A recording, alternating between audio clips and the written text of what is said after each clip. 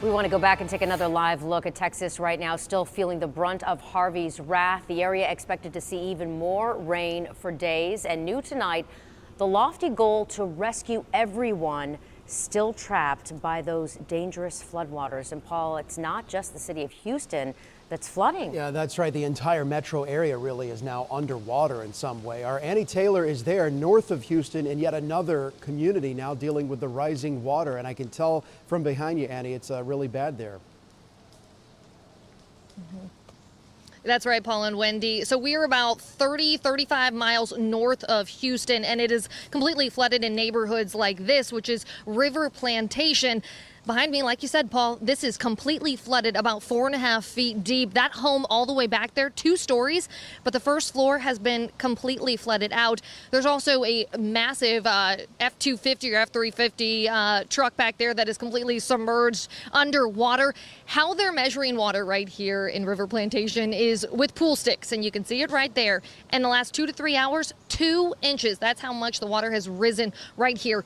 About 2,500 to 3,000 people live in this community, and hundreds of water rescues took place today, and we were there for one of them.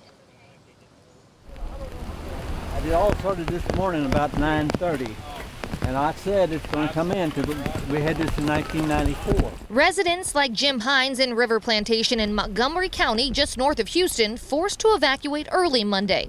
Sure enough, it started coming in.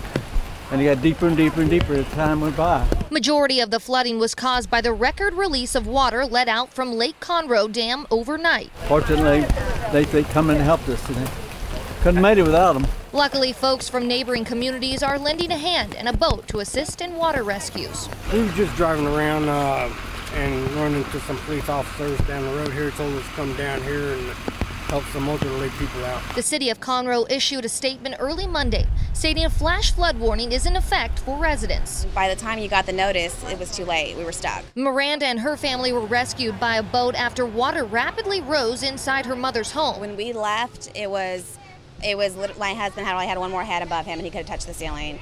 The refrigerator was floating and hitting the ceiling fan. And I mean, we thought we were safe on the second floor, but we were afraid what the rain was going to bring tonight. For Miranda's kids, they've learned it's more than escaping the storm. About caring for other people.